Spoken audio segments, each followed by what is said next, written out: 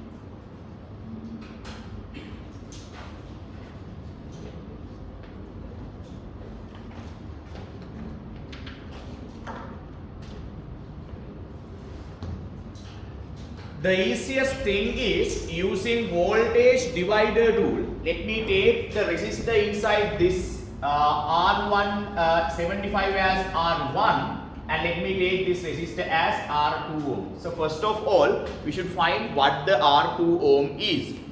A data is given in the question. We say if the voltage across 75 ohm is 9 volt. So what is the voltage across this resistor here? Voltage across this one is given as 9 volt. Therefore, what should be this voltage here? The total voltage should be 12. 9 volt is across R1. Therefore, the remaining 3 volt should be across the resistor capital B. Please mark 9 volt and 3 volt. Mark them. 9 volt and 3 volt.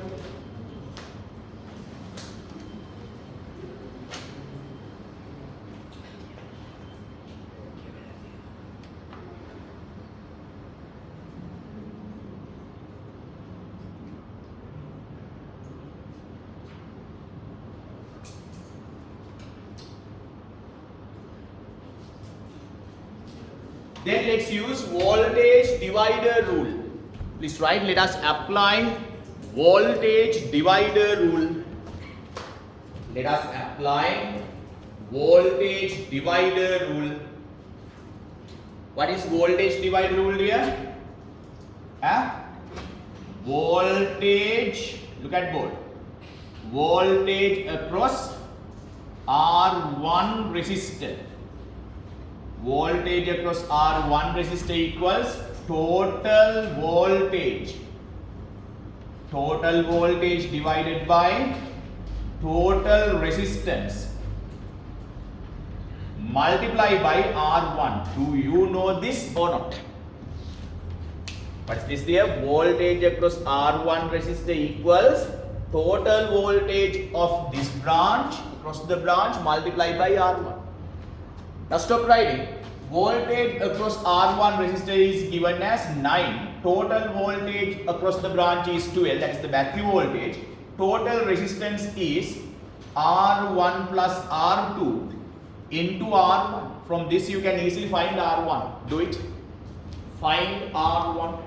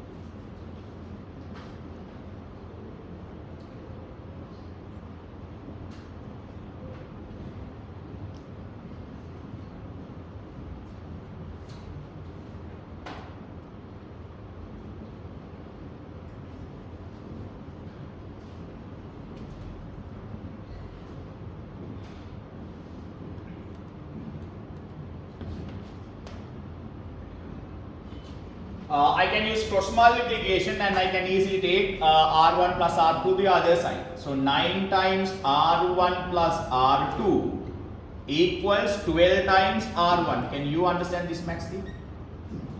And this 9 and 12 can be divided by 3. So this is 3. R1 is given as 75. I don't know what the R2 is. 12 divided by 3 is 4. R1 is given as 75. Can you understand this, Max? So let's remove the brackets. 3 times 75 is how much there? I am not going to multiply. I just keep it like that. 3 times R2, 3R2 equal 4 times 75. I do not multiply 3 by 75. I do not multiply 3 by 4 by 75. I am not going to do any multiplication. I just take 3 times 75 to the other side. 3R2 equal 4 times 75 plus something comes to this side as minus something. Then what will happen? 3 times R2 equals 4 times 75 minus 3 times 75. What is the answer? 4 times 75 minus 3 times 75 means 4 minus 3 is 1. 1 times 75. 1 times 75. Take 3 to the other side. So R2 equals 75 divided by 3. So R2 equals 25 ohm. Who got this answer? That's it. Complete. Write them all.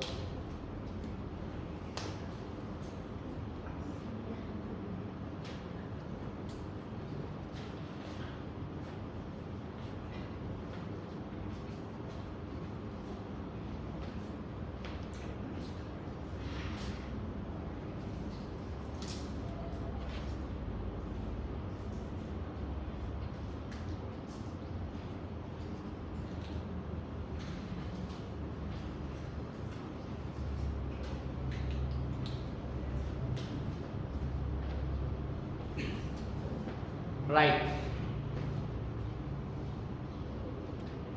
but in the examination, no need to do this.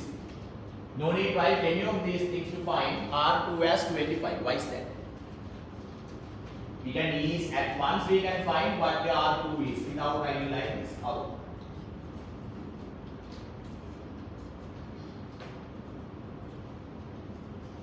No need to use any laws. No need to use any of the laws. R2 is 25. It can be found at once without using the voltage divider rule. I use voltage divider rule because everybody can understand it. But no need to use voltage divider rule. Listen, what is the voltage across 75? Voltage across 75 is 9. Am I right? So it means if I have 9 ohm, if I have 75 ohms, voltage across it is 9 volt. Am I right? If I divide 75 by 3, I get 25. If I divide 9 by 3, I get 3 volt. Can you understand? Voltage across 75 ohm, 9 volt. And a voltage across 25 ohm should be 3 volt. Voltage across B is 3 volt, therefore B should be 25 ohm. Who understood that method? Check again. Check and you can understand that method. Okay. Voltage across 75 ohm is 9 volt. I want to find what the resistance B. If voltage across 75 ohm is 9, 75 divided by 3 is 25. Am I right? 9 divided by 3, 3. Therefore, voltage across 25 ohm is 3 volt. Therefore, if this is 3 volt, this should be, B should be 25 volts. Am I right? So therefore, actually no need to write like this because this is an MCQ. So please practice this kind of methods. Right. So then, what is the easiest way to have 25 ohm? The easiest way to have 25 ohm is, look at board. If I connect, look at board. If I connect two resistors, look at board. If I connect two resistors of 50 ohm parallel, 50 ohm parallel, what is the equivalent resistance there? What is the equivalent? Then the equivalent is 25 ohm. So B is 25 ohm. The easiest way to obtain 25 is just connect 50 ohm to equal resistors of 50 ohm parallel. When two equal resistors are connected in parallel, equivalent is half. 50 divided by 2, half of 50 is 25. That's it. Write them more. Star point and right. The resistance inside B is, the resistance inside capital B is 25 ohm. The resistance inside capital B is 25 ohm. 25 ohm. Full stop. When two resistors of 50 ohm each, are connected in parallel, when two resistors of 50 ohm each are connected in parallel,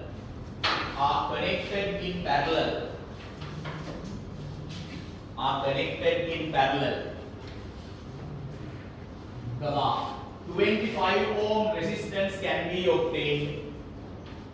25 ohms resistance can be obtained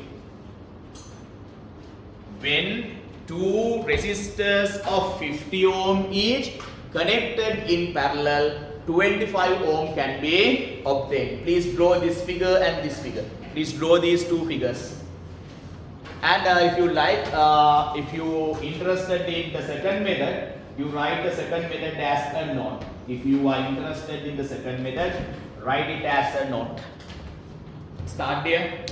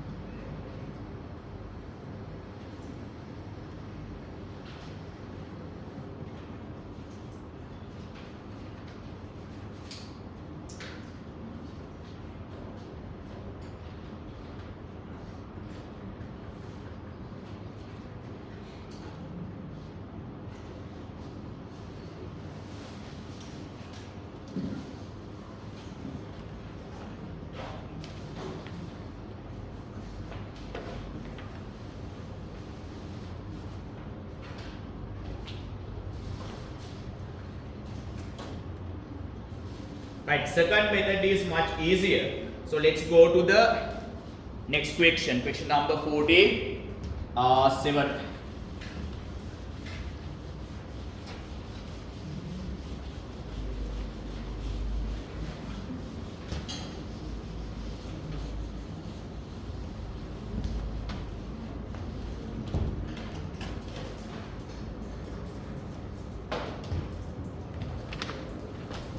Question 47. The diagram shows a resistance AB and ideal voltmeter. What is an ideal voltmeter? Internal resistance of an ideal voltmeter infinity. Therefore, no current flows through an ideal voltmeter. Right? So it's an ideal voltmeter. And the ammeter reading I, the voltmeter reading V, and the ammeter reading is I, were kept while taking the P sliding along the resistance AB from A to B. The slide is moved from A to B.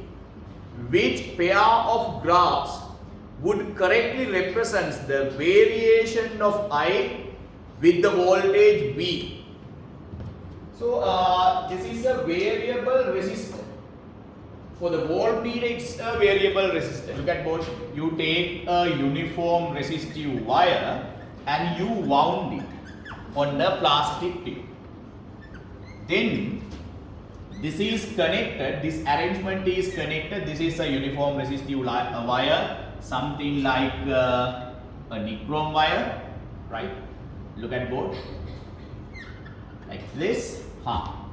Then the wire is wound on a plastic tube. It is connected to a voltmeter as well as an ammeter. We should be very careful with the polarity of the battery.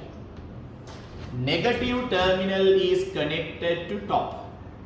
Positive terminal is connected to bottom. So should be very careful with this positive negative arrangement. The ammeter is connected here. So what is the direction of the current? Upward or downward? The current flows downward starting from the positive terminal of the battery. My question is, what is this current here?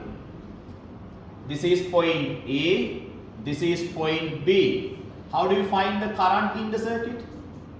The current in the circuit can be found by applying Ohm's law. V equals IR. V is some voltage. I don't remember what the voltage is. Resistance of AB is constant. Therefore, current should also be constant. A constant current flows through the circuit. Then some students argue there's a voltmeter. We should consider voltmeter. We don't want to consider the voltmeter. Why? No current flows through the voltmeter. Voltmeter is said to be ideal. This is the sliding contactor P. As voltmeter is ideal, no current flows through the voltmeter. As no current flows through the voltmeter, current only flows through the AB resistor. Resistance of AB is constant, therefore current in the circuit should be constant. Therefore, we should select the answers which shows a constant current. A constant current is shown only in first and second answers. Therefore, only first choice or second choice should be correct. Draw this figure. Question 47 is appear to be a very large question, but it's a very simple question. Draw the figure here, everybody.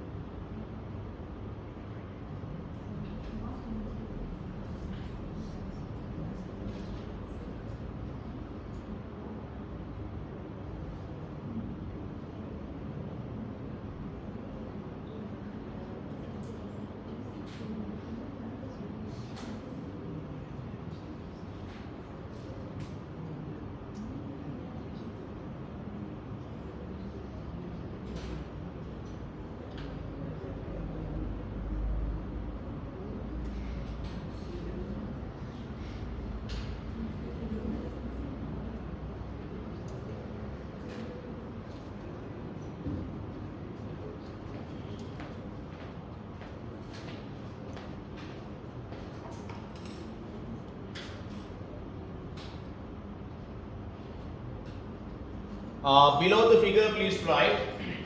Below the figure, please write. As the voltmeter is ideal, as the voltmeter is ideal, comma, no current flows through the voltmeter. As the voltmeter is ideal, no current flows through the voltmeter. No current flows through the voltmeter. No current flows through the voltmeter. Full stop. Therefore, current depends only on the. Therefore, the current depends only on the battery voltage. Therefore, the current only depend on the battery voltage and the resistance of AB coil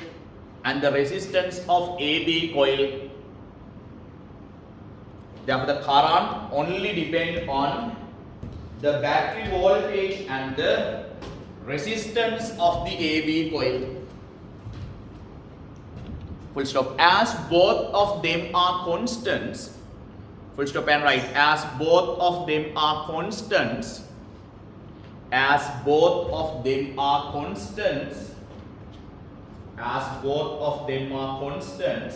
comma, the current in the circuit is constant. The current in the circuit is constant.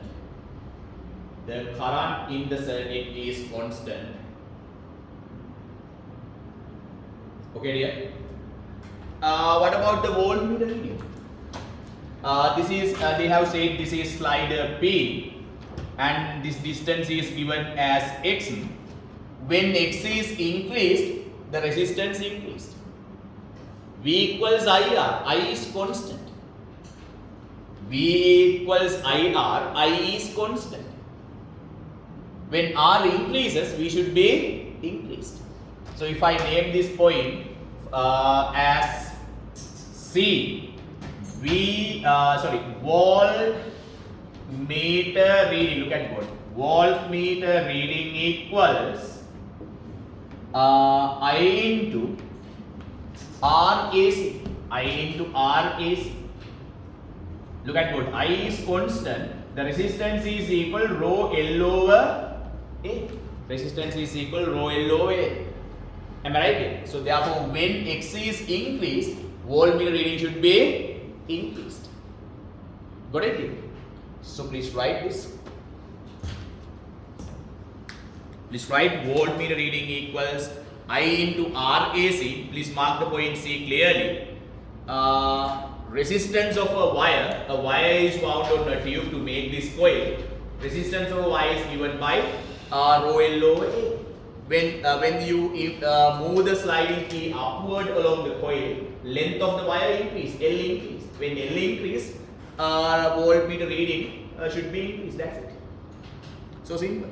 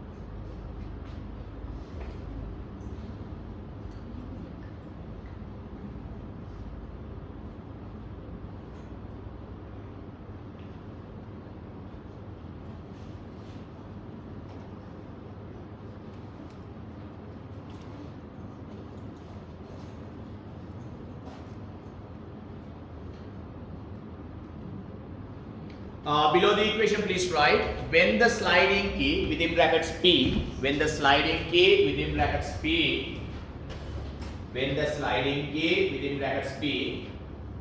is moved from A to B, when the sliding key within brackets P is moved from A to B, comma, the length L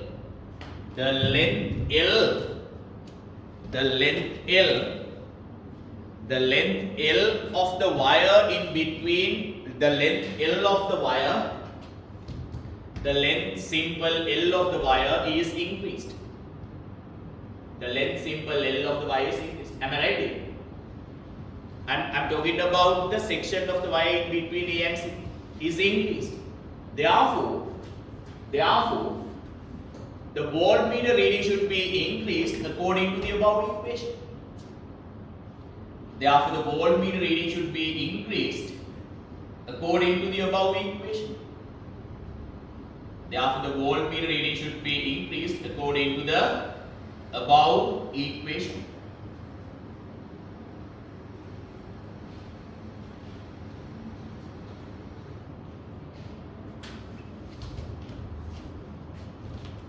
When the sliding key within brackets P is moved from A to B, the length of the wire simple L is increased.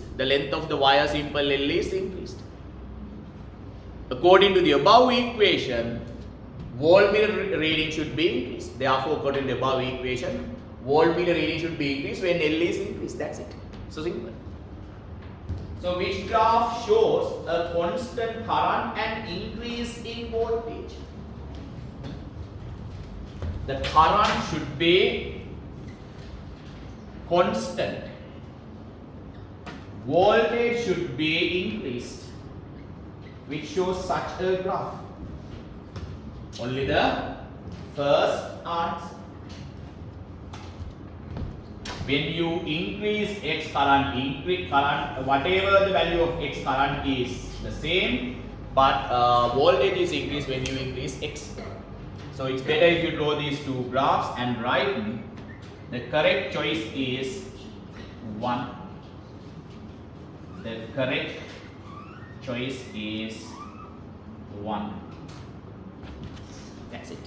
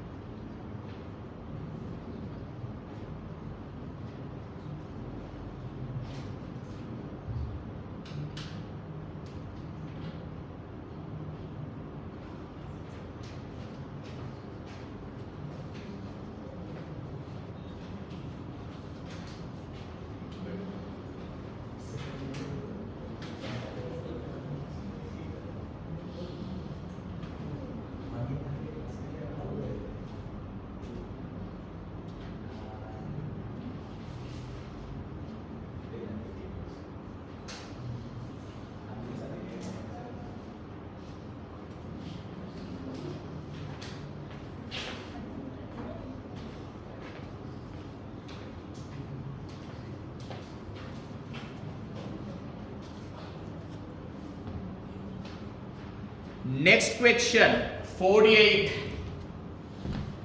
The two cells of EMF E1 and E2, E1 is greater than E2, shown in the circuit have negligible internal resistance. E1 and E2 have, it means they don't have any internal resistance, right? For what value of capital R will the ammeter read zero current? What is the condition needed that should be satisfied for R to read zero current? Let me draw this circuit. R is a variable resistance, that's why they have drawn the circuit like that. So R is just a variable resistance. So let me draw the circuit like this. The size of the circuit is bigger, but answer is simple. Look at code. There is a battery and a resistor. Question number 48. A battery and a resistor are connected to another battery, voltage E2, to a resistor. So this is how they are connected. This is R, this is R2. Voltage, EMF of this battery E2 volt, EMF of this battery E1 volt. This is a variable resistor, so but here we want to adjust the value of capital R to have a zero reading in the ammeter. I forgot to draw the ammeter. Ammeter is somewhere here. So what is the ammeter reading, Lamai? 0. If the question is given like this, E1 should be equal to E2, then the ammeter reading will be 0. If the question is given like this, what is the answer here? E1 equal E2, then only the ammeter reading 0. But they have modified the circuit by connecting a resistor like this. Another resistor is connected, saying R1. What should be the value of capital R, right, for the ammeter to read the 0 current? That's what they have asked. Draw it, draw big circuit, after that I'll help you. Draw it. Question number 48.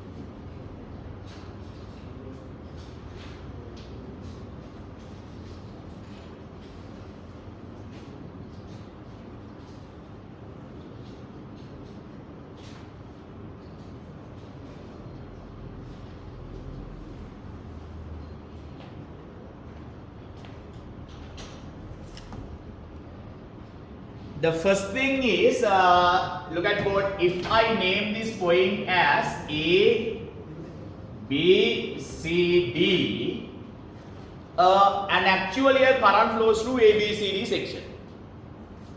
A current of I1 flows through the A, B, C, D section. Please mark this current I1. A current of I1 flows through A, B, C, D section, but no current in the other part of the circuit. The lower part of the circuit, no current flows through the lower part of the circuit. You can use this arrowhead into any direction. Current flows in the lower part of the circuit is 0. Mark that properly.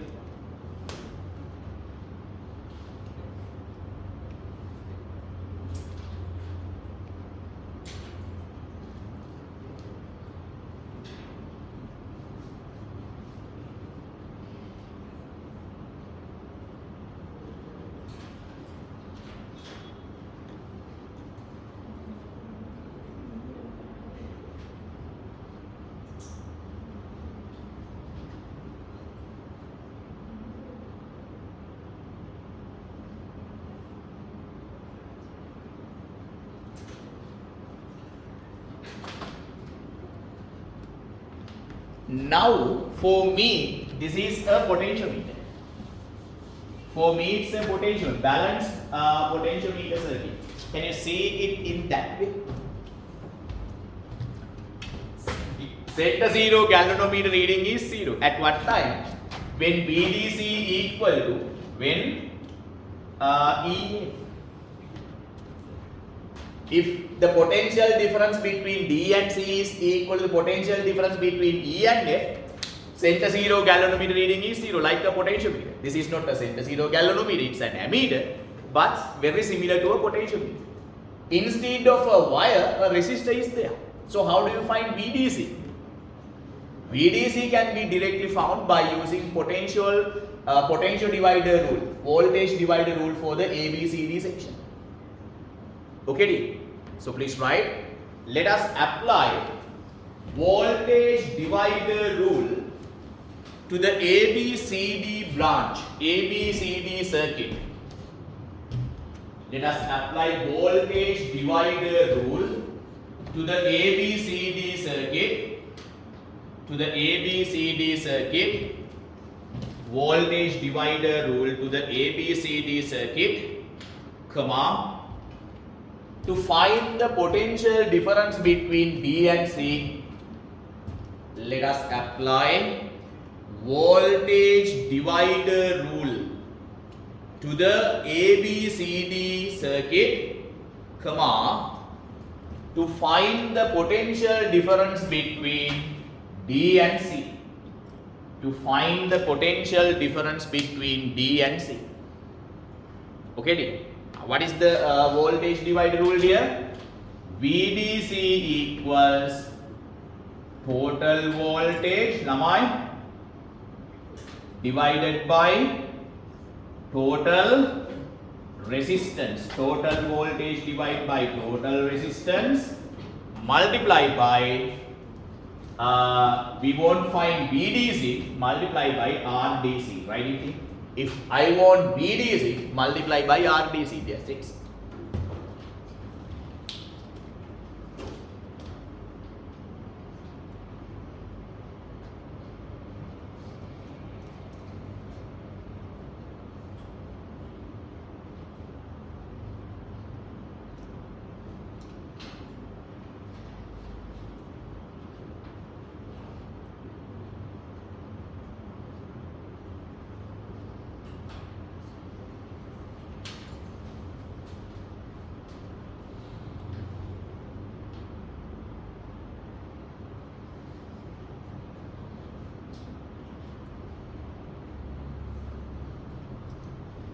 So VDC, that's what we want to find, total voltage of the ABCD branch. We are considering ABCD.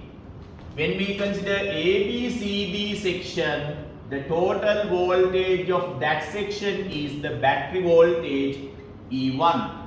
Total resistance is R plus R1. Total resistance is R plus R1. Total resistance is R plus R1. Multiplied by RDC is R1. RDC is R1. Name this as the first equation.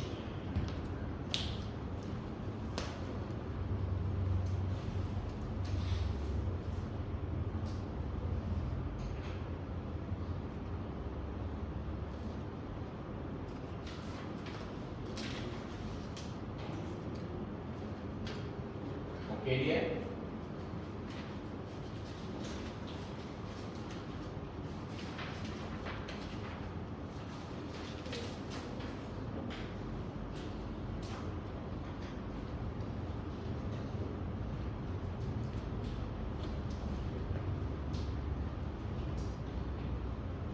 Next, put a star point and write for the ammeter reading to be 0. For the ammeter reading to be 0. For the ammeter reading to be 0. For the ammeter reading to be 0, comma, the following condition should be satisfied. For the ammeter reading to be 0, the following condition should be satisfied. For the ammeter reading to be 0, the following condition should be satisfied. So what is the condition here? VDC should be equal to VEF. VDC we have found E1 divided by R plus R1 into R1. What is VEF dear? Lamai? Potential difference between E and F. No current flows through R2. As no current flows through R2, VEF is equal to the EMF of the battery in the EF section. As no current flows through EF section, potential difference between E and F should be equal to the EMF of the battery in the EF section. EMF of the battery in the EF section is E2. Can you do the rest of the simplification and subject capital R? Capital R is the answer. Right here, try to obtain an expression for capital R.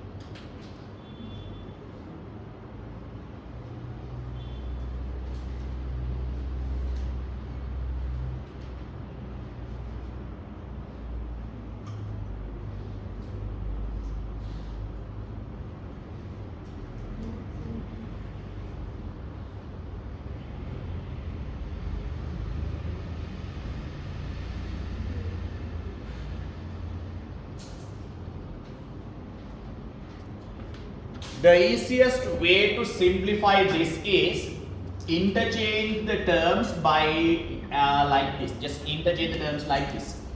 Then you get E1 into R1, take E2 to this side, divided by E2 equals R plus R1. This is what will happen when you interchange the terms.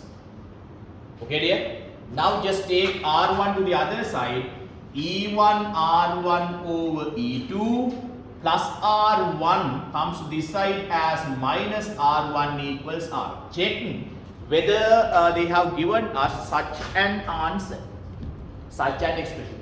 If not, we have to simplify it further. Yeah, we have to simplify it further. So what should we do here? Let me take the common denominator as E2. If we take E2 as the common denominator, this R1 should be multiplied by E2. So E1 R1 minus E2 times R1 equals R. Now we can write one more step. What is it here? R equals, look at board, stop writing, look at board. R1 common. Therefore R1 can be taken out from a bracket. So what are the remaining terms inside the bracket here? E1 minus E2 divided by E2, R1 taken out. So this is the correct answer. So which choice is correct then? Which choice is correct?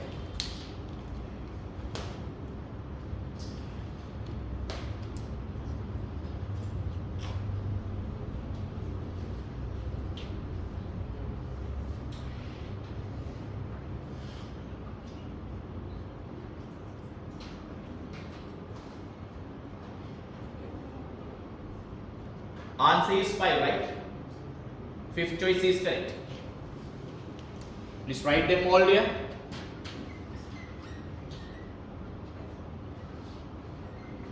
Answer is 5.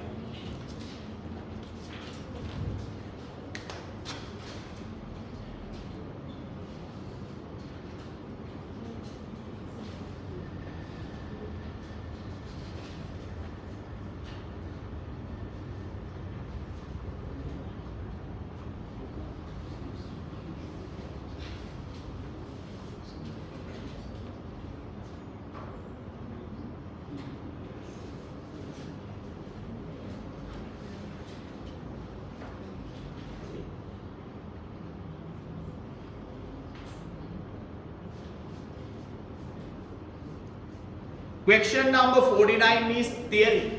It is just a theory. A741 operational amplifier, whatever the name of the operational amplifier, operational amplifiers are operational amplifier. Whatever the name, things are same, right?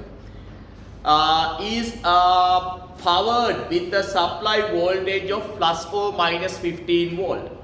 If the supply voltage is plus or minus 15 volt, the maximum possible output voltage should also be plus or minus 15 volt, whatever the name. If V1, V2 represent the input voltages and VO represent the output voltage, the variation of VO with V1 minus V2, this is the graph that we have drawn in the theory. This is just a theory. So which is said to be input out the characteristic of an operational amplifier. So what is the graph here? What should be the shape of this graph? For an operational amplifier, the graph which shows the variation of the output voltage, with the input voltage difference V2 minus V1, V1 minus V2. The maximum possible voltages are minus 15 volt and plus 15 volt, right? The graph should be a straight line like this. After they reach the plus 15 and minus 15, the graph becomes saturated. So this region is said to be saturated. This region is also saturated. This inclined line is said to be the active region, but no, these things are not needed. So this is the correct graph for question number 49. So which choice is correct among the 5 graphs? It's a simple theory question. Answer is 1. First choice is correct.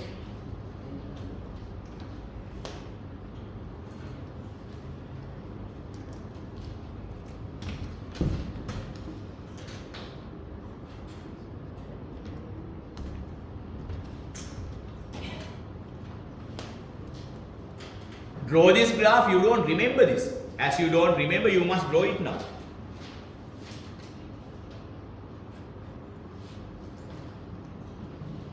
I know who you are, so you should draw it. Don't pretend as you remember this, please.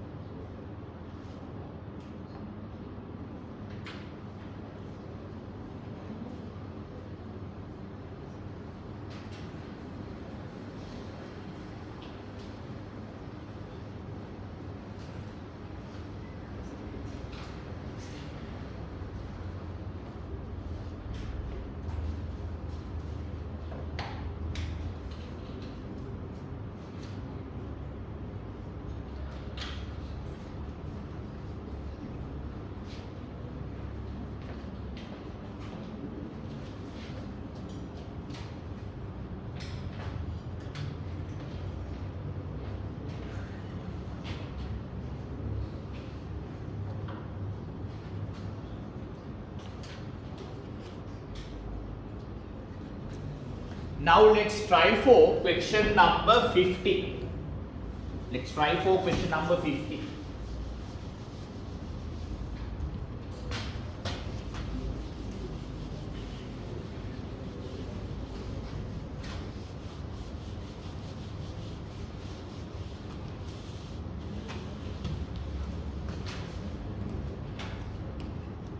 which one of the following circuits draws the largest current from 6-volt cell? For the current to be the largest, resistance should be the minimum. For the current to be largest, resistance should be the minimum. A diode is also used in circuit. Resistance of a diode will almost be 0 when it is forward biased. Please write question number 50. Put question number 50 and write. The current will be maximum. The current will be largest, or you can say maximum. The current will be largest, when the resistance is minimum. The current will be largest when the resistance is minimum. When the resistance is minimum. Full stop. The resistance of a diode will be minimum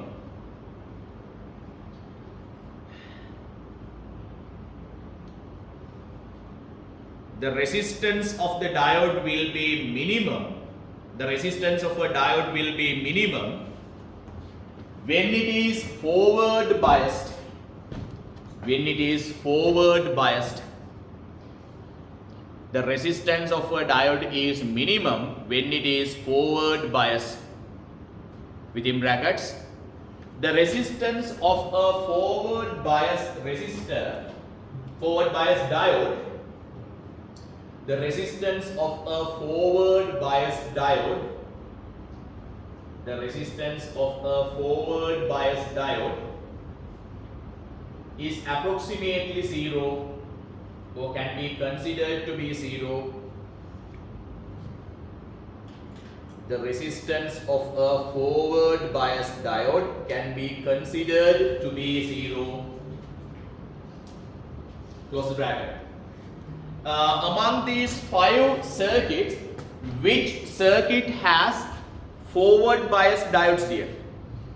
Circuit number 1, reverse bias. How do you identify forward bias, reverse bias? The easiest way to identify a forward bias is if the direction of the current given by a battery is equal to the arrowhead of the diode, then the diode is forward biased. That is the easiest way to identify. In most of the cases, if a current flows through a diode into the direction of the arrowhead of the diode is forward biased. So therefore, circuit number 1, direction of the current and the direction of the diode opposite. Therefore, circuit number 1, reverse biased. Circuit number 2, the direction of the current given by the battery and the direction of the arrowhead of the diode opposite. Therefore, reverse biased. Circuit number 3, forward bias. Circuit number 4, forward bias. Circuit number 5, forward biased. Now, 3, 4, 5 circuits 3, 4, 5 have forward biased diodes. So please write a star point. The circuits shown in 3, 4, 5. Please write. You can get a photocopy of the paper later. The circuits in 3, 4, 5 have forward biased diodes. Have forward biased diodes. Have forward biased diodes. Have forward biased diodes. Have forward biased diodes.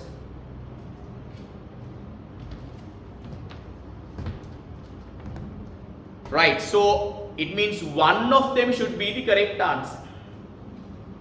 So which is the correct answer? Circuit number 5 cannot be the correct answer. What is the equivalent resistance of circuit number 5, dear? Equivalent resistance of circuit number 5 is 2 kilo ohm parallel with 1 kilo ohm. So what is the equivalent resistance, dear? What is the equivalent? Please write, let's write like that. Please write the equivalent resistance of the circuit number 5 equals, please write like equations, please write the equations. The equivalent resistance of circuit number 5 equals 2 parallel with 1. So when two resistors connected in parallel, what is the equivalent resistance here? Look at board and write like this: equals 2 parallel 1. When two resistors connected in parallel, equivalent is equal to product divided by sum. Product divided by sum. It means 2 over 3 ohm. It means 0.66 ohm. Not ohm, kilo ohm. Sorry. 0.66 kilo ohm. Write like this thing. The equivalent resistance of circuit number 5. 2 parallel 1, it means 2 into 1 divided by 2 plus 1, 2 into 1, 2, 2 plus 1, 3, 2 over 3 kilo ohm, it means 0.66.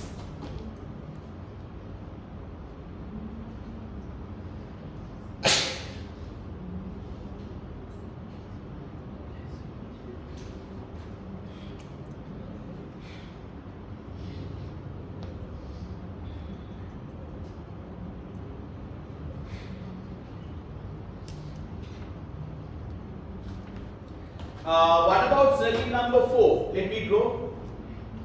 Let me draw the circuit number 4.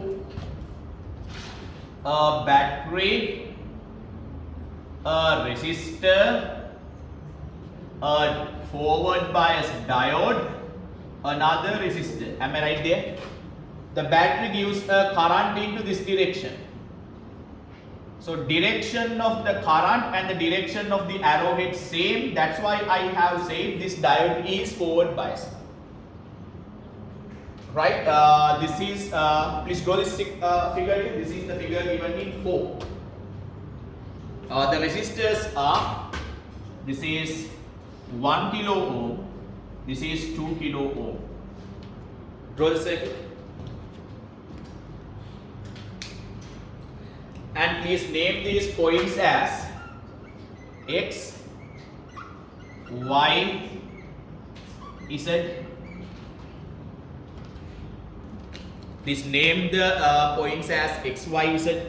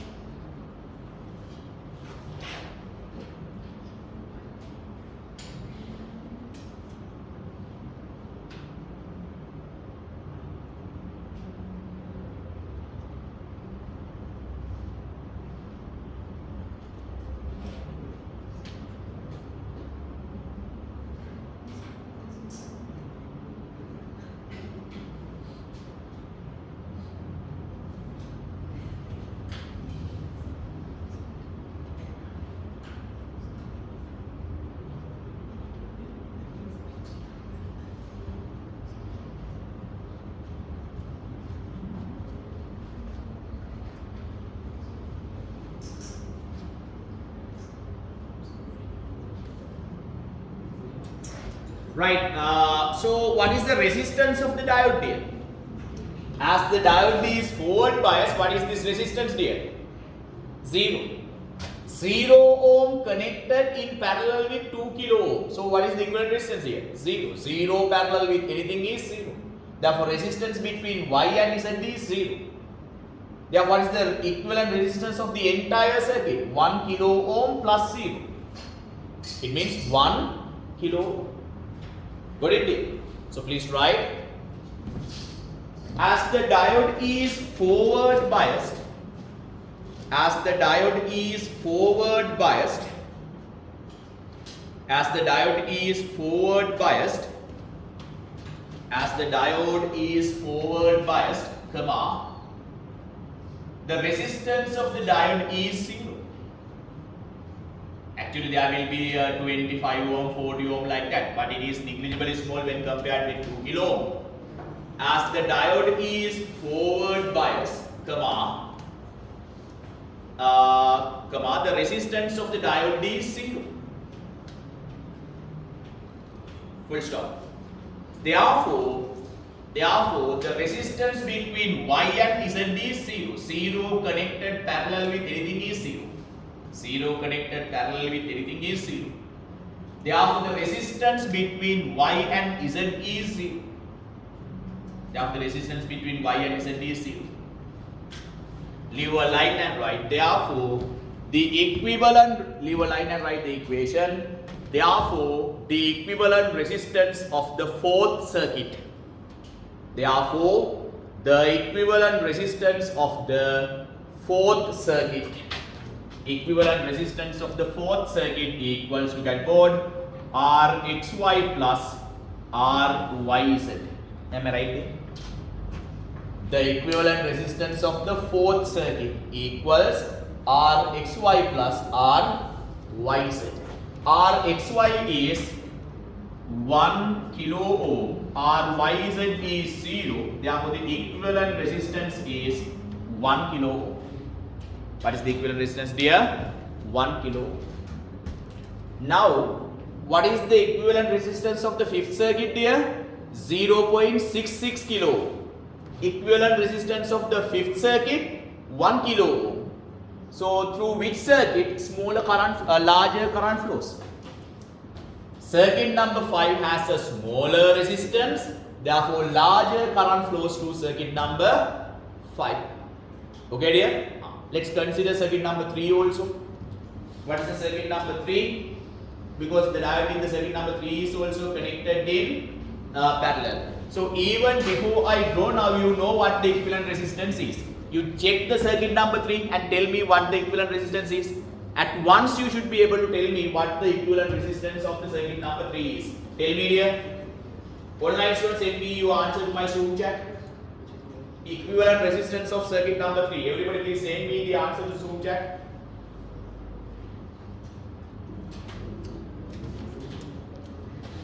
Same circuit actually. 3 and 4 similar. Eh? 3 and 4 similar. Diode is forward biased. The diode is forward biased. There is a resistor. Now this resistor is 1 kilo ohm. This is 2 kilo ohm. Right? So as usual, let me name these points as A, B, C. So what is, draw this circuit here. Please draw this circuit. This is the circuit given in the as circuit number 3. Draw it. Draw it quick.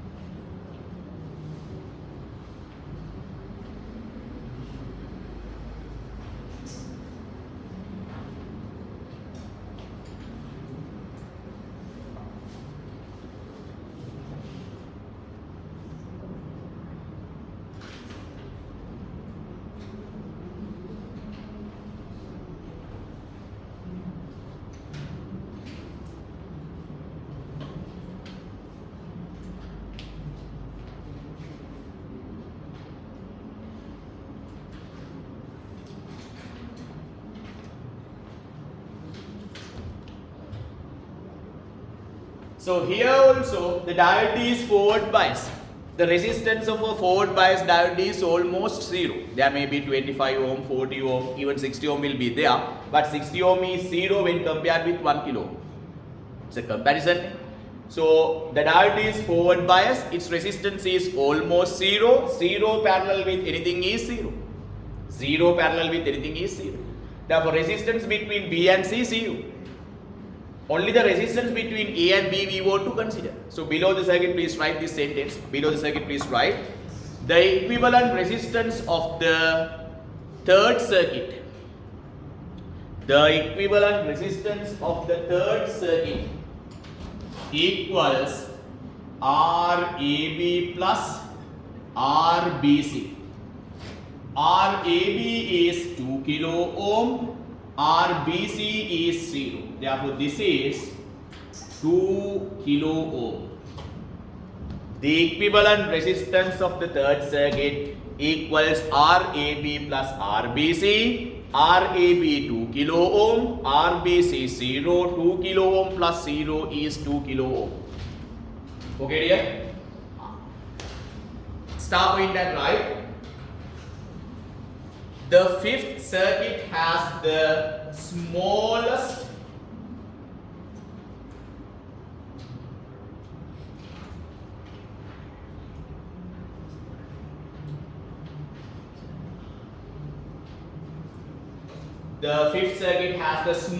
resistance.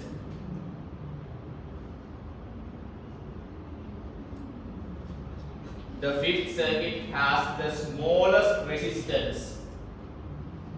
Therefore,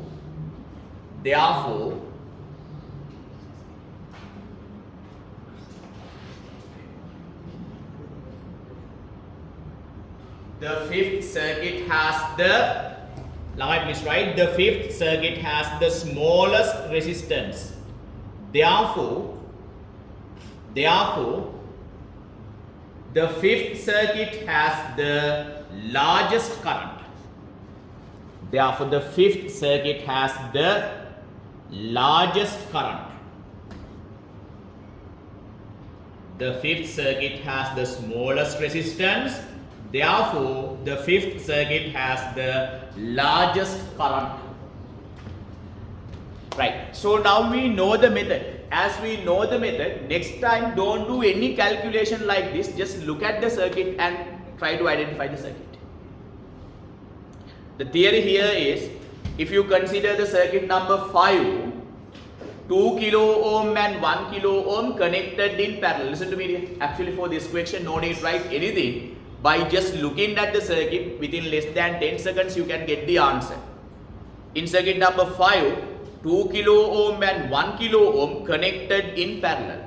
Therefore, the equivalent resistance should be smaller than the smallest resistor in the combination. What's the logic here? When two resistors are connected in parallel, the equivalent resistance should be smaller than the smallest resistance in the circuit. The smallest resistor is 1 kilo ohm. Therefore, when 2 kilo ohm and 1 kilo ohm are connected together, the equivalent resistance should be less than 1 kilo ohm. The resistance of the diode is 0 because diode is forward biased. Therefore, the equivalent resistance of circuit number 5 is less than 1 kilo ohm. In all the other circuits, equivalent resistance is greater than 1 kilo ohm.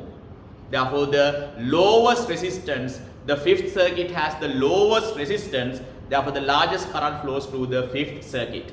No need to write anything, no need to do any calculation. As this is a discussion, I have written things for you to understand. If I don't write the things, you will not understand. Now you know it, now you have the experience. So next time, don't draw anything, don't write anything. Just look at the 5 figures and select the circuit with the lowest resistor. Look at the circuit for a while and check whether you can follow my method. Check whether you can get the answer without doing any calculations.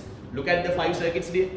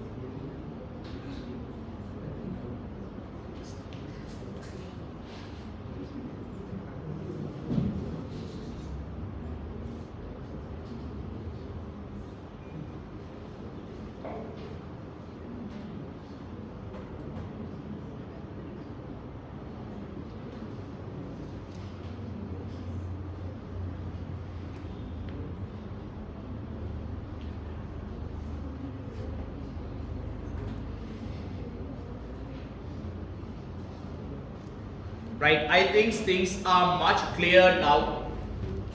Question number 51. A capacitor consists of simple n number of equally spaced parallel conducting sheets. The sheets are identical. The distance between any two sheets equal. That's why they are said equally spaced parallel sheets. Alternate sheets connected together compose the positive plate, and the other alternate sheets compose the negative plate as shown in the diagram. They have given us a figure also.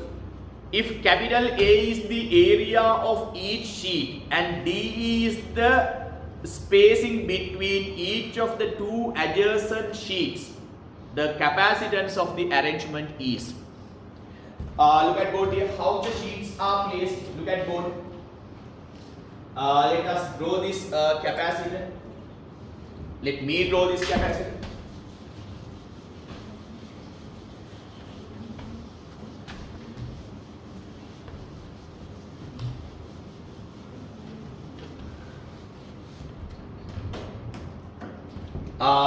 Plates are given like this. Plate 1, 2, 3, 4 and many plates are connected.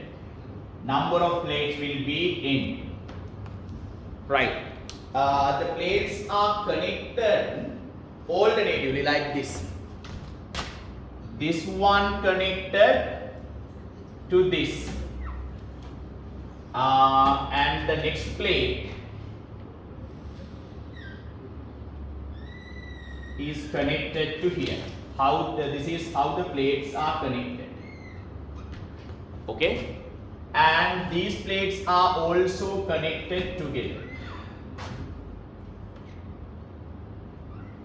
So this is how the capacitor is made.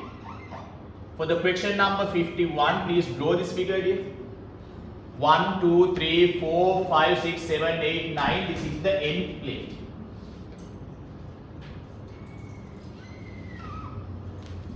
Draw it.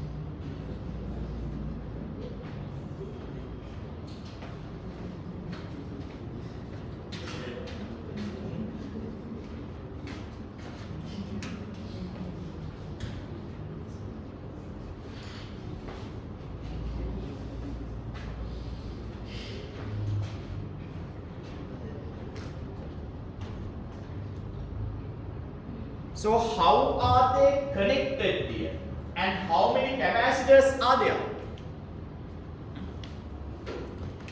These two plates, let me use a different color pen. These two plates make the first capacitor. These two plates make the second capacitor. These two plates make the third capacitor. This is the fourth capacitor. What should be this capacitor? Somebody name them and tell me. In between three plates, two capacitors. In between 1, 2, 3, 4 plates, three capacitors. In between 1, 2, 3, 4, 5 plates, 4 capacitors. Therefore, in between n number of plates, there should be n minus 1 number of capacitors. Am I right here? Check. How many capacitors are there? Name.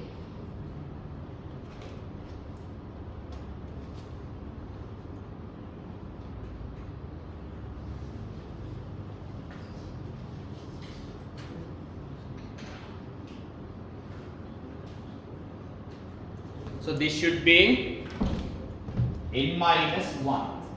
Now tell me how the capacitors are connected. Are they connected in series or parallel?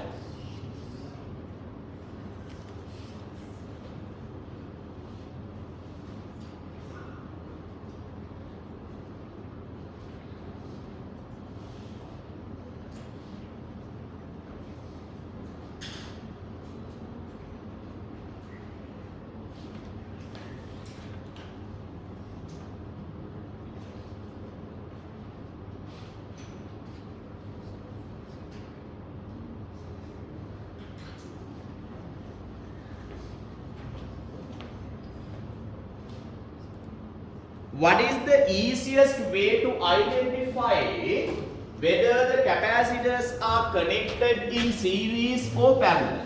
What is the easiest way to identify?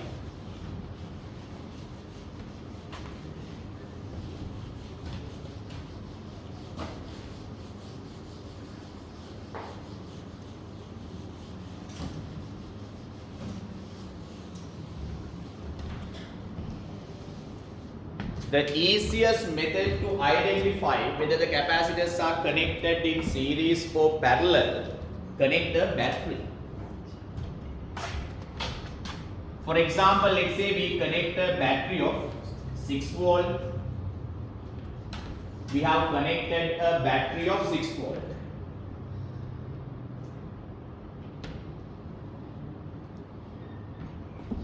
Now, what is the potential difference across the first capacitor? First capacitor connected 6 volt battery, first capacitor connected to the 6 volt battery. Therefore, the voltage across first capacitor 6 volt. What about the second capacitor? Connected to the 6 volt battery directly, connected to the 6 volt battery directly. Third capacitor, what's the potential difference across the third capacitor? It is connected to the 6 volt battery, the other plate of the third capacitor connected to the 6 volt battery. It means if we connect a battery to this capacitor combination, voltage across each capacitor will be 6 volt. That's the easiest way to identify whether the capacitors are connected in series or parallel. 6 volt battery is not given in the circuit. We connected it and we checked the voltage across each capacitor. When we connect a battery, it is confirmed that voltage across each capacitor same. When many capacitors are connected together, if the voltage across all the capacitors same, then the capacitors are said to be connected in parallel. Okay dear? You can connect a battery if you want, right? In the examination, just take a pencil and draw a battery and check whether the voltage across each capacitor same or not. If they are same, connected in parallel. If they are different, they are connected in series. That's it. Draw it.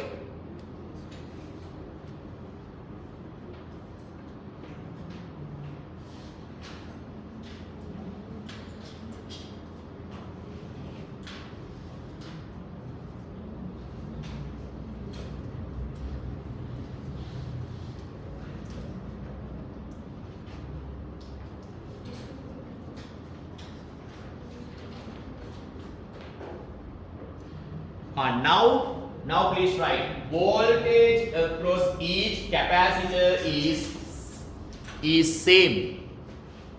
The voltage across each capacitor is same. The voltage across each capacitor is same. Therefore, all the capacitors are connected in parallel. The voltage across each capacitor is the same. Therefore, the capacitors are connected in parallel. Next star point. According to the given arrangement,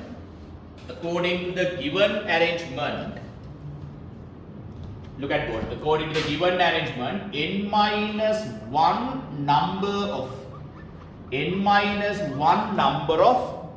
capacitors are formed. According to the given arrangement, n minus one number of capacitors are arranged. Okay? Leave a line and write the equation. The capacitance of a capacitor. The capacitance of a capacitor. Do you remember this equation? Capacitance of a capacitor is given by A epsilon over D. The capacitance of a capacitor equal A epsilon over D. Next statement. Next statement.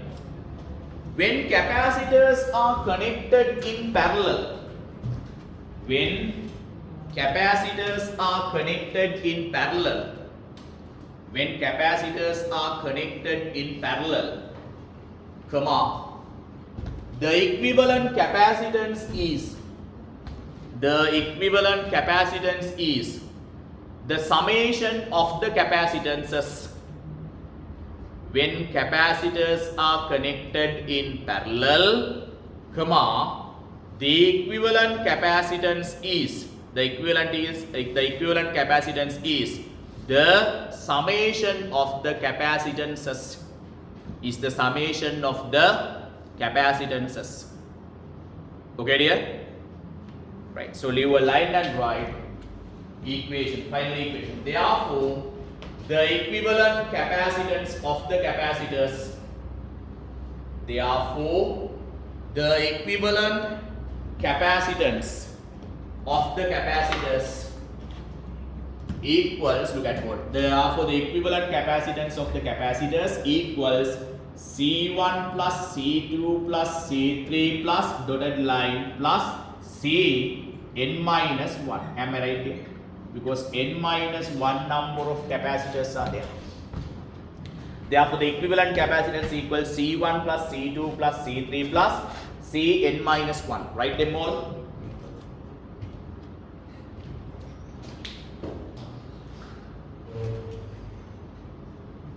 So, even if you have not studied this section, you should be able to understand after my discussion. That's how I have arranged my paper discussion. Even a student is there in the class, he or she has not studied these sections earlier, he or she should be able to understand. That's how I discuss. C1 is A epsilon over D, C2 is also A epsilon over D, C3 is also A epsilon over D plus Cn minus 1 is also A epsilon over D. So how many A epsilon over D terms are there? How many A epsilon over D terms are there? N minus 1. Therefore, what is the summation of all these terms? There are A epsilon over D, N minus 1 number of A epsilon over D terms are there. So when you add n minus 1 number of A epsilon over D terms, what should be the answer? What should be the answer?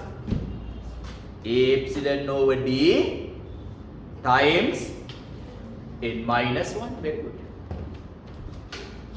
So A epsilon over D times n minus 1. So which choice is correct? Check the 5 answers, check the 5 choices and tell me the correct number, correct answer.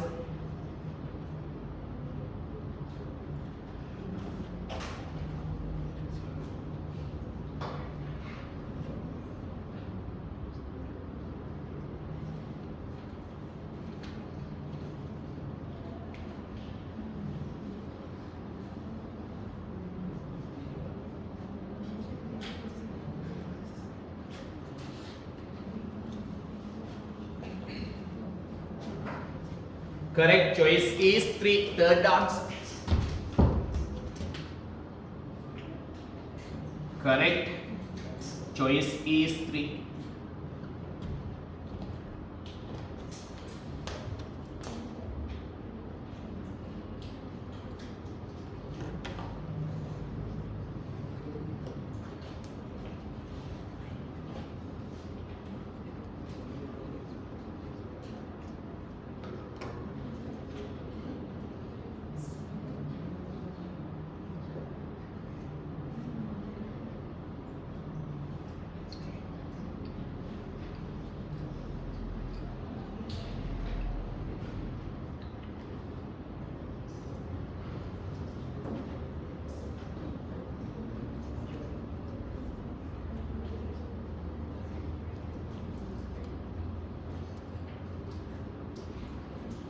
Next question. Question number 52. It's a very common type of question. It's not a magic question, a very common type.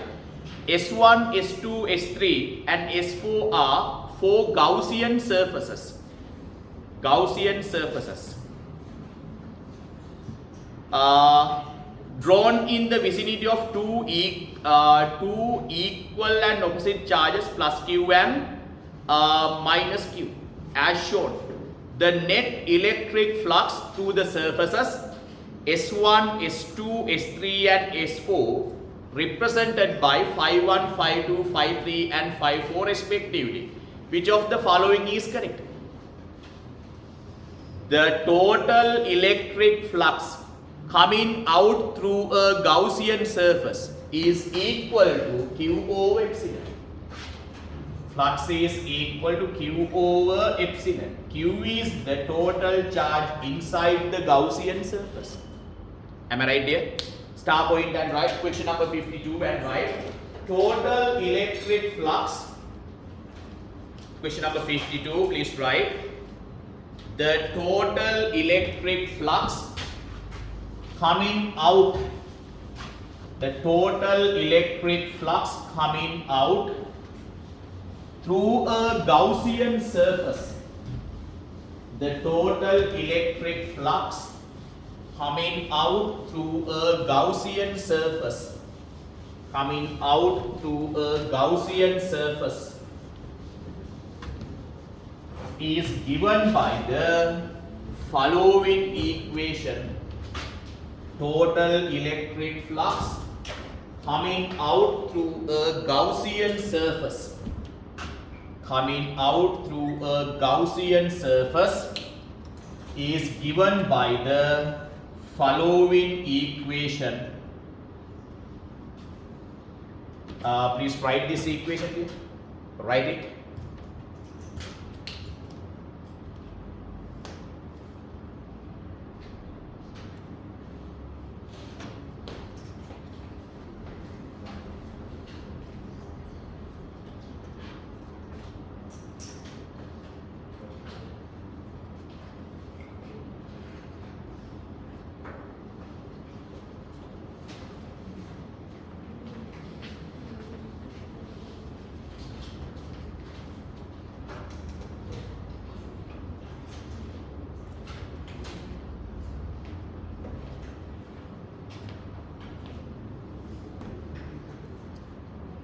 Below the equation, please write Q equals total electric charge at inside the Gaussian surface. Inside, please underline the word inside. Q equals total electric charge is at inside the Gaussian surface. Inside, underline the word inside. Total electric charge at inside the Gaussian surface. Epsilon, please write permittivity of the medium. Epsilon, permittivity of the medium. PER, permittivity of the medium. Okay dear? And now let's find Phi1, Phi2, Phi3 separate. That's it. So what is Phi1?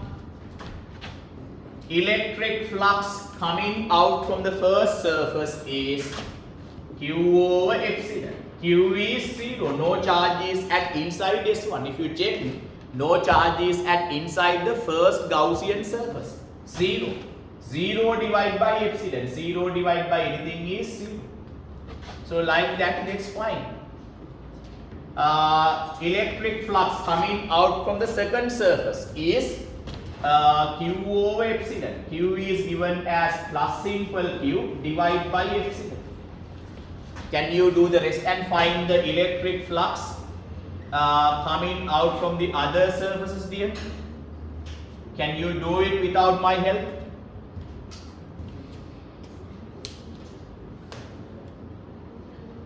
These are very simple questions. Some students, they are afraid of the word Gaussian surface. They are afraid by looking at this figure. Don't be stupid.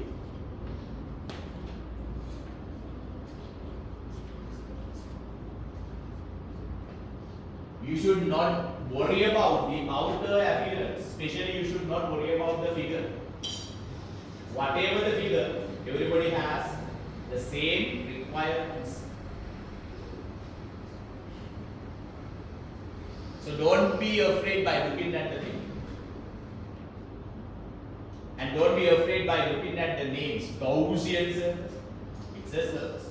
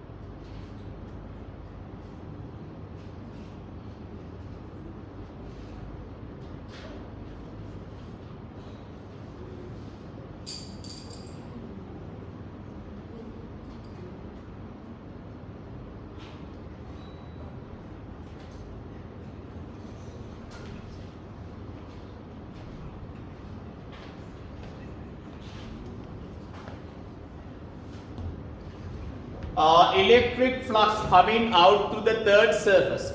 The charge inside the third Gaussian surface is minus simple q, O epsilon. Total charge inside the fourth Gaussian surface, that is the largest Gaussian surface, it is around all the other Gaussian surfaces. So that is plus q minus q, that's the total charge, divided by epsilon. Plus q minus q means 0. 0 divided by anything is 0. So the first Gaussian surface has a 0 flux, the last one has a 0 flux. Only 1 and 2 should be correct. Among the 5 answers, 1 or 2 should be correct. Second one is not 0. It is greater than 0. Third one also, third one less than 0. This flux is greater than 0. This flux is less than 0 because of the minus sign. Sign of the flux is positive means greater than 0. Sign of the flux is negative means smaller than 0. It means the correct answer is the second one. Am I right? The correct choice is the second one. Answer is 2. Write them all for question number 52.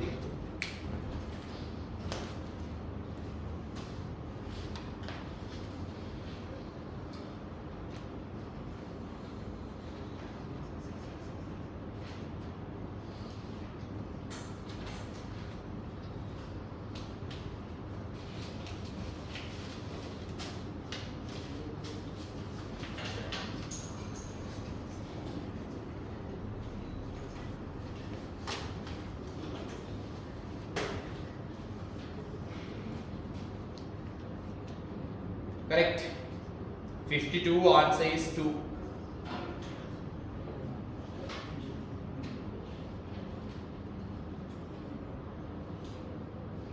Okay. Question number 53. An ideal gas taken through a cyclic process as shown in the PV diagram. PV diagrams are very common. This is a very common type of a question. They have given us a PV diagram. Pressure, PV diagram means it's a graph, it shows the variation of pressure with the volume. PV diagram is a graph, it shows the variation of pressure with the volume of a gas. That's it. No magic, right?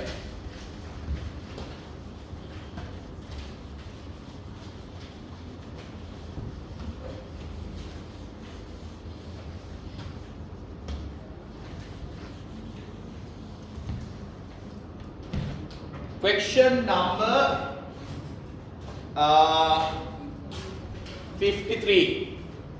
An ideal gas taken through a cyclic process as shown in the PV diagram. Internal energy at B is larger than internal energy at simple A. So let me draw the graph first of all.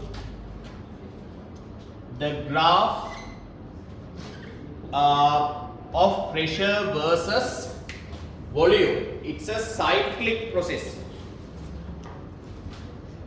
The graph is given like this: A, B, A. Question number 53. Draw it firstly. Draw it.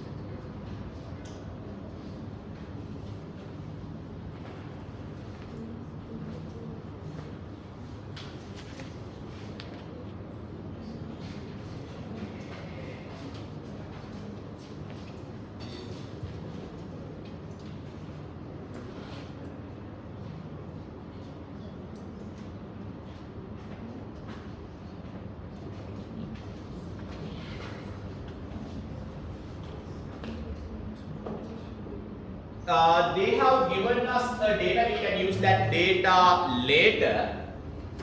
Look at board. The arrowheads are into the clockwise direction.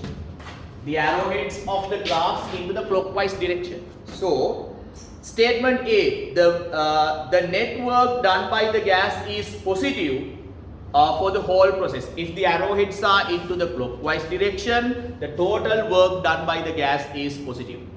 Therefore, statement capital A is correct. What is statement capital A? The net work done by the gas is positive for the whole process. Star point and right. As the arrowheads are in theory, this is a theory. As the arrowheads are into the clockwise direction,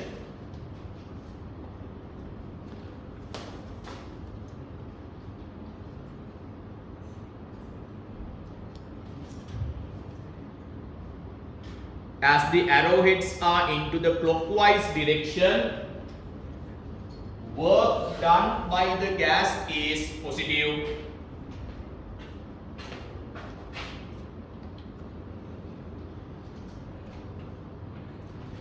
As the arrowheads are into the clockwise direction, work done by the gas is positive.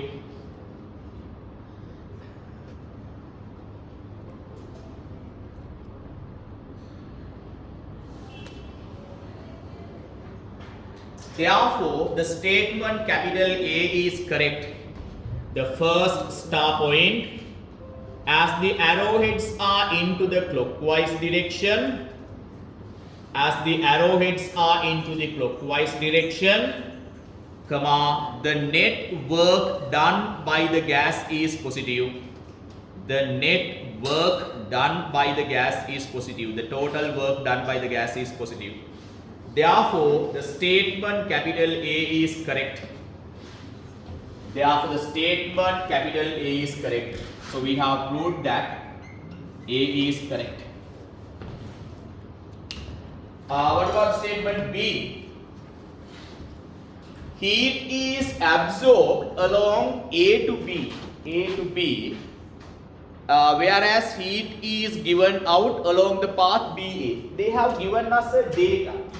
They have said internal energy at,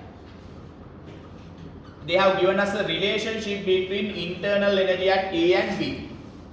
So, it is given in the question that internal energy at B is larger than internal energy at A. This relationship is given. What is the meaning of this relationship here? Internal energy at B is greater than internal energy at A. Internal energy is larger mean temperature is larger. Internal energy is smaller mean temperature is smaller.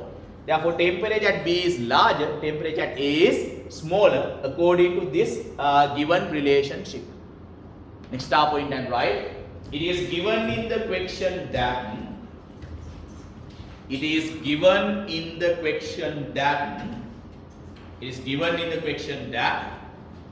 internal energy of the gas at simple B, internal energy of the gas at simple B, internal energy of the gas at simple B is larger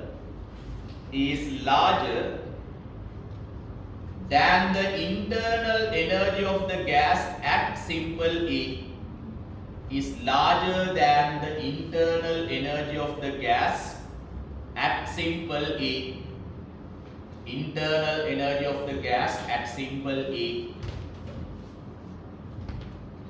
Okay dear? Therefore, same line, same point. Therefore, temperature of the gas at simple B. Therefore, the temperature of the gas at simple B should be larger. Therefore, the temperature of the gas at simple B should be larger. Next line, next point. For the gas to have a larger temperature, for the gas to have a larger temperature, for the gas to have a larger temperature at simple B, for the gas to have a larger temperature at simple B, comma, the gas must have absorbed,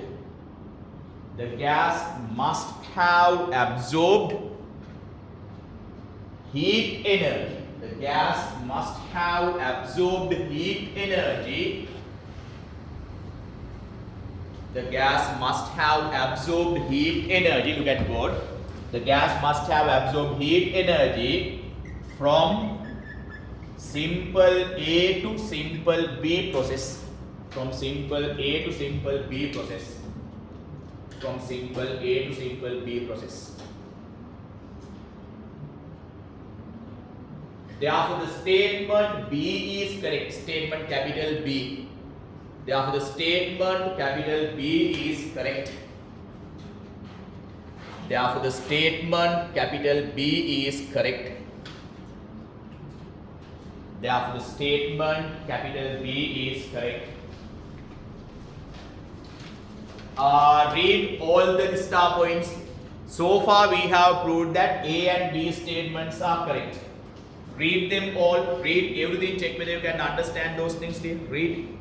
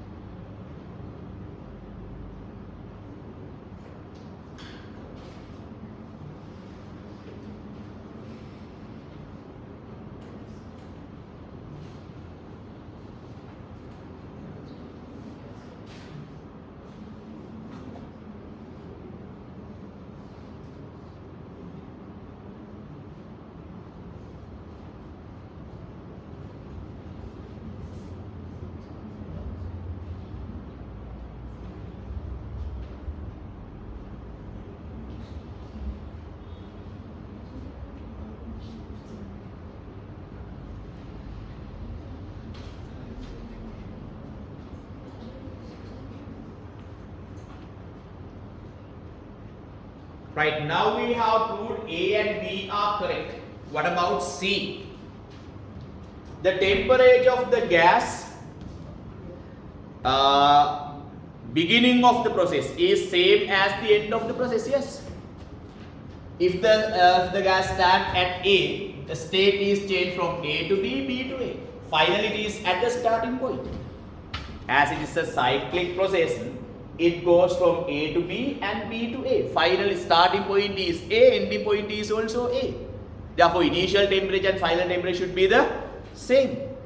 So, let me read. The temperature of the gas at the beginning of the process is same as at the end of the process. Yes. Starting point and ending point are same. Therefore, the starting and ending temperature should be the same. Please write. as this is a cyclic process, as this is a cyclic process, as this is a cyclic process, as this is a cyclic process, as this is a cyclic process, comma, the starting point and the ending point are the same. The starting point and the ending point are the same. The starting point and the ending point are the same. Starting point and the ending point are the same. Therefore,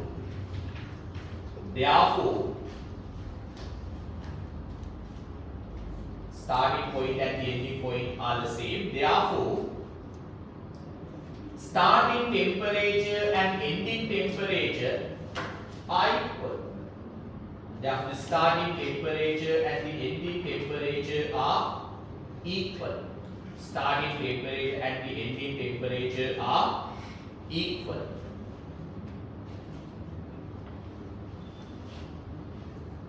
Okay, dear? Therefore, statement C is also correct. Therefore, the statement C is also correct. Statement C is also correct. Okay?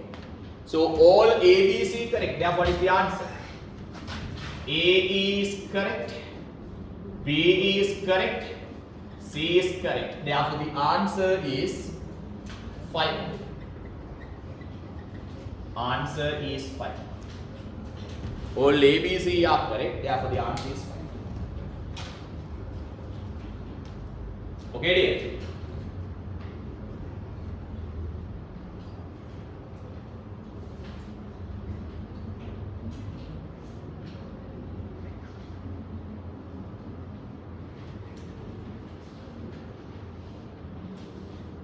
Question number 55.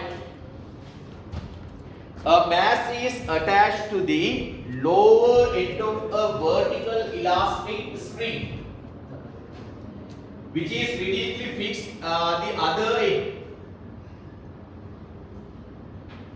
The mass is downward with a constant velocity by applying a force F.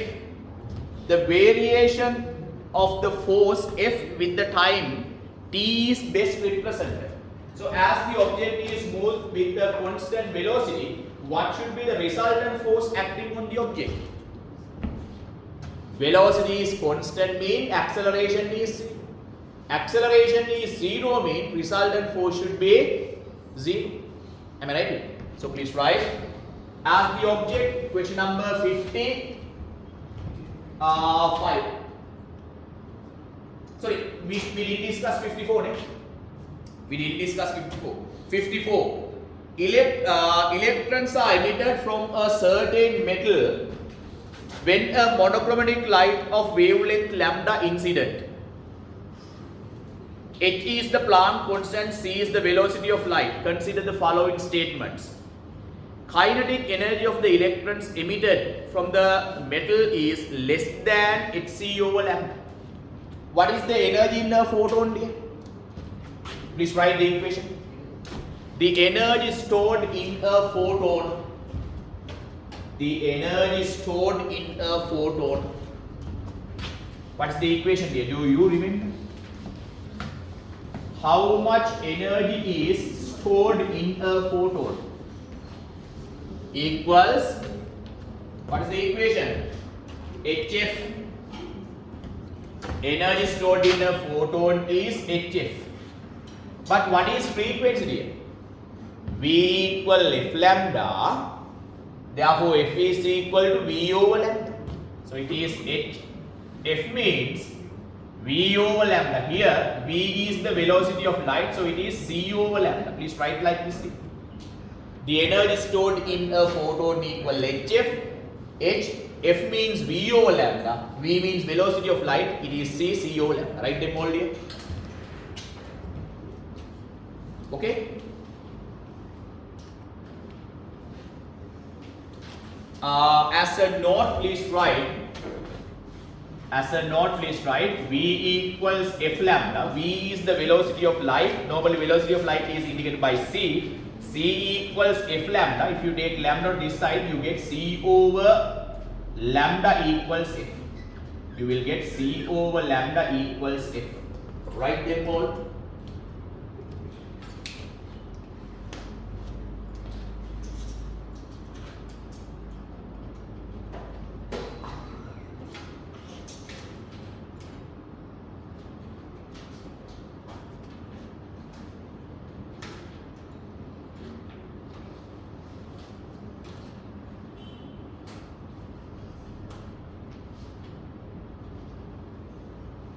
Okay.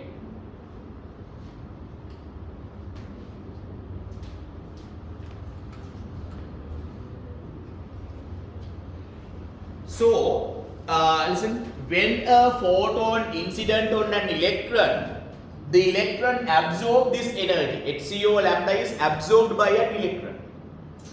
Some amount of that energy is used to break the bond between the electron and the atoms. The remaining amount of energy is converted into the kinetic energy.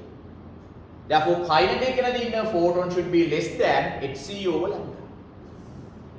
Okay, dear? Right. Please write. When a photon is incident on an electron, when a photon is incident on an electron, when a photon is incident on an electron, comma, some amount of energy of the photon, some amount of energy of the photon, within brackets Hc over lambda, some amount of energy of the photon, within brackets Hc over lambda, is used to break the bond,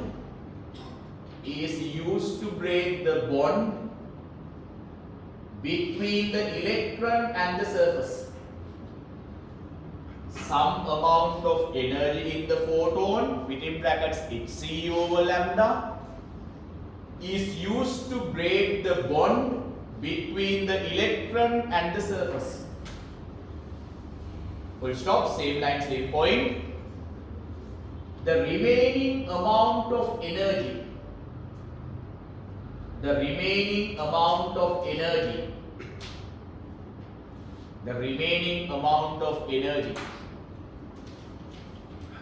is converted into the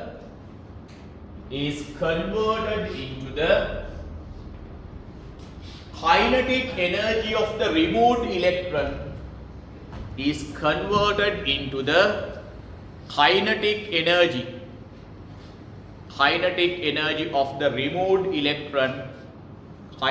of the removed electron, same line, same point, therefore kinetic energy of a removed electron, therefore the kinetic energy of a removed electron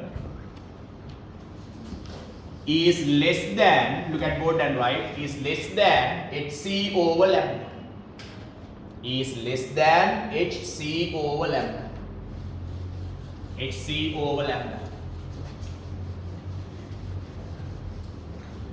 Therefore, the statement capital A is correct. Therefore, the statement capital A is correct. Therefore, the statement capital A is correct. Statement capital A is correct. Read everything. Read everything and check whether you can understand.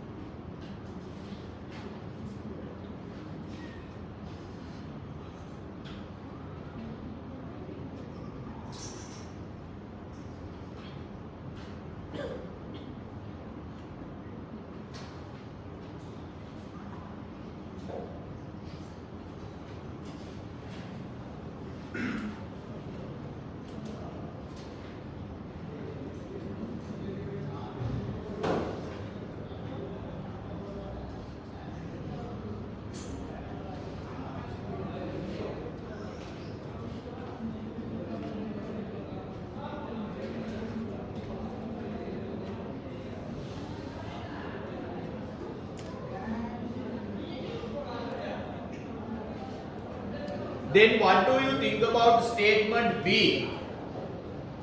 Kinetic energy of electrons emitted from the metal does not depend on the material of the metal. Wrong.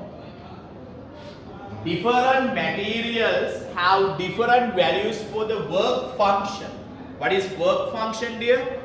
Work function is the minimum amount of energy needed for an electron to be removed from a given surface. Right? Star point and right. Different materials have different values for the work function. Different materials have different values for the work function. Work functions. Different materials have different values for the work functions. Full stop. Within brackets. Work function is the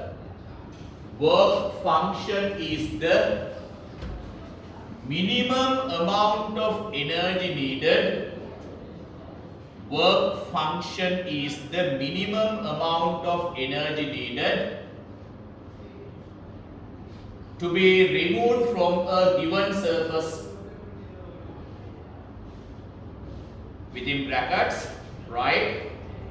Work function is the minimum amount of energy needed. Minimum amount of energy needed for an electron to be removed from a given surface.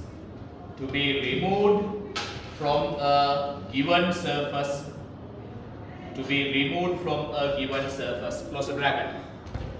So let's say, look at board. Let's say the amount of energy in a photon is HF. This photon is absorbed by an electron. And phi amount of energy is used to break the bond between the electron and the surface. Electrons are bonded to a metal plate. Right? A photon incident on the electron, the photon gives HF amount of energy. Phi amount of energy is used to break the bond between the electron and the surface. So what is the remaining amount of energy here? HF minus phi. The remaining amount of energy is HF minus phi. Remaining amount of energy becomes the kinetic energy of a removed electron. I have clearly explained these things in the theory class. So it means the kinetic energy of a removed electron depends on the work function. Work function depends on the material. Therefore statement B is wrong. Because statement B tells us the kinetic energy does not depend on the material. Therefore statement B is wrong. Star point and right. The kinetic energy of a removed electron. The kinetic energy of a removed electron can be found by the following equation. Can be found by the following equation. The kinetic energy of a removed electron can be found by the following equation. Write it there. Write the equation.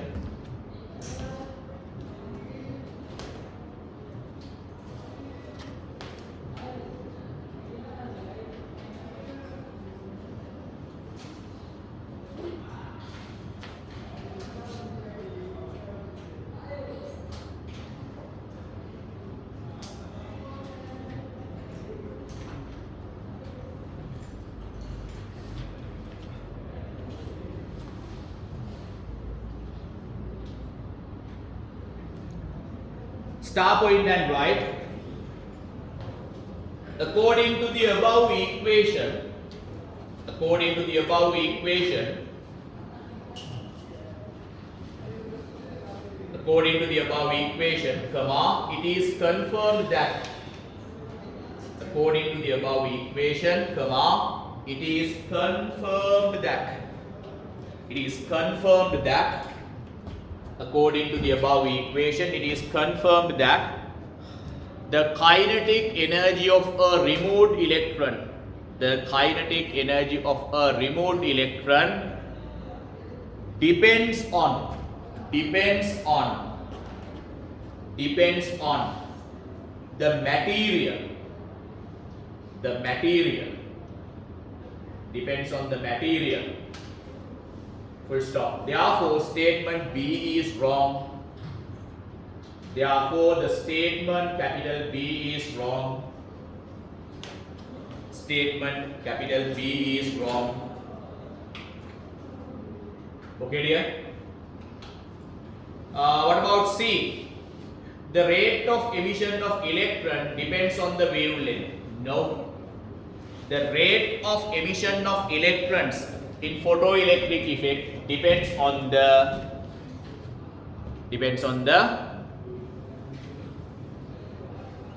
intensity of the wave, the number of waves incident on the surface. Okay, dear? Please write the rate of emission of electrons. The rate of emission of electrons only depend on the rate of emission of electrons, only depends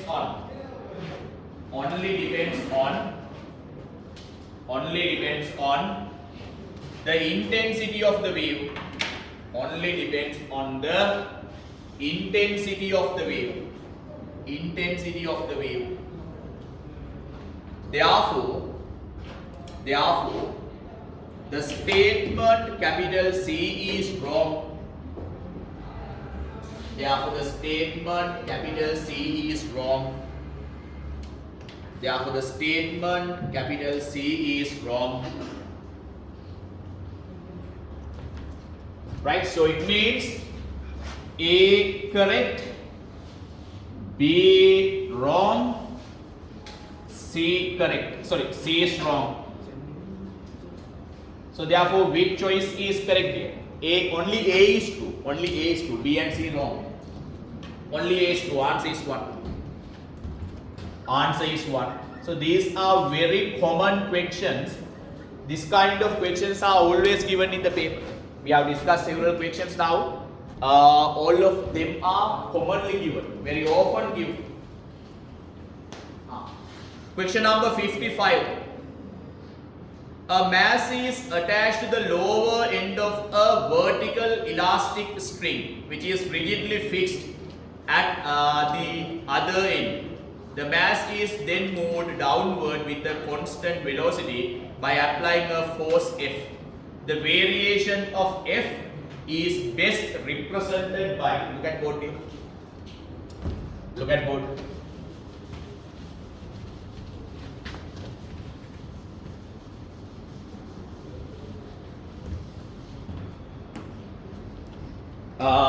Let's say this is a fixed support, which number 55, right? This is one string is connected to this one. We have connected a mass. So because of this weight of this mass, length of the string may be increased. Right? If the original length of the string is L, there will be a certain extension. Am I right there? It means if I draw the situation, if I draw the string before this mass is connected, so this is the original length. Original length is simple L, extension is now E. Am I right? So it is said that this mass is moved downward with a constant velocity. Right? So this is the connected mass. Its force is acting downward as mg. Then this increased spring, this wire gives a force. Now tell me, what is the total extension here? Earlier extension is E and there is a further extension of X. So the total extension should be E plus X. Draw the three figures there. Draw these three figures for the question number 55.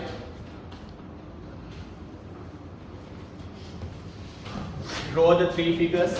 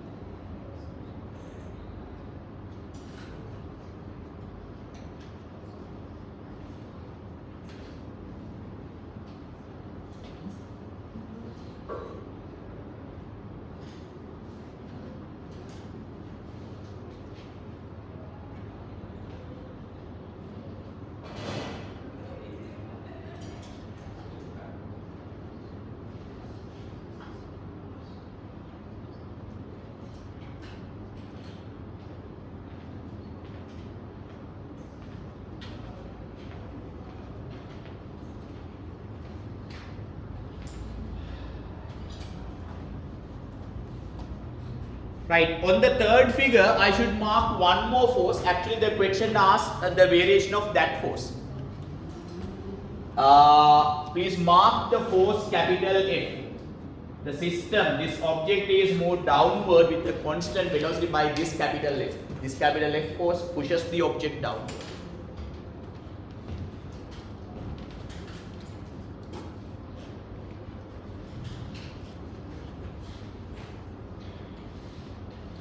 Okay, dear?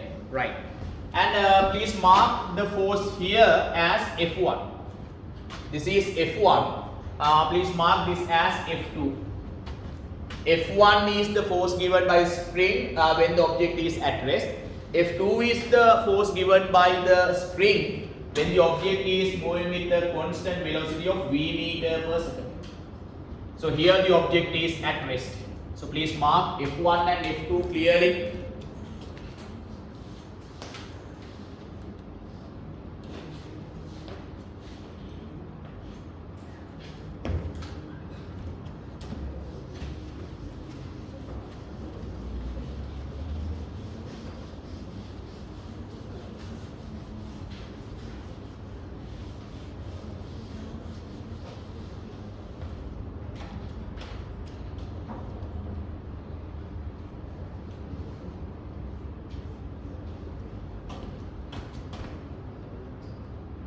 Please write for the equilibrium of the object shown in figure 2.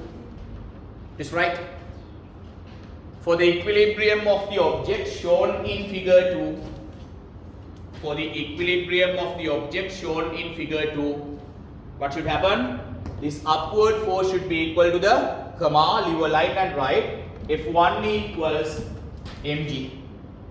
F1 equals mg. For the equilibrium of the object shown in figure 2, what should happen? F1 should be equal to mg. F1 should be equal to mg. But what is F1 here? F1 is equal to force constant into extension. Extension is the increase in length. Increase in length is E. So it means F1 is K times E equals mg, first equation. We have written this kind of equations when we were learning simple harmonic motion. You read the theory note, you will find them. Okay, dear? Upward force should be equal to downward force, therefore F1 is equal to mg. F1 is the force given by the string. The force given by the string is equal to force constant of the string into increased length, Ke. Second case. Next star point. As the object is moving with the constant velocity,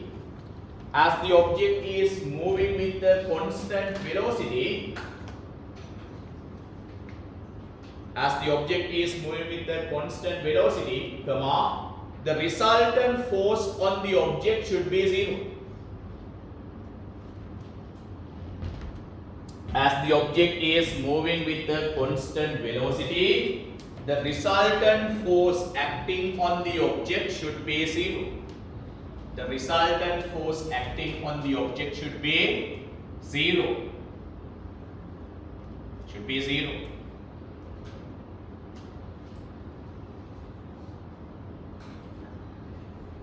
Therefore, leave a line and write. Therefore, the resultant force acting on the object shown in figure 3 should be 0. Therefore, the resultant force acting on the object shown in figure 3 should be 0. Therefore, the resultant force shown in figure 3 should be 0. So, what is the resultant force here? Resultant force means F plus mg acting downward, F2 acting upward. This should be 0. F capital F plus simple mg is the downward force. Downward force minus upward force is the resultant force. This should be 0. So let me subject capital F minus F2 goes to the other side as plus F2, plus mg goes to the other side as minus mg. Therefore, capital F equals F2 is K into total extension. What is total extension here? Total extension of the string is E plus X. Total extension is E plus x. If I remove the brackets, I get f equals k into e, k into x, kx minus mg. Now mg is equal to k. Mg is equal to ke. Therefore, ke and mg cancelled. Finally, you get capital F equals kx. This equation is in the form of y equals mx. Therefore, the graph should be a straight line. The only straight line y equal mx shape of the graph is graph number 1. Therefore, answer is 1. Therefore, the answer is 1. This is how to get the correct answer. We have found the form of the equation, and according to the form of the equation, it should be a straight line graph which goes to the origin. That's it. Write them all and write the answer as 1. Do it.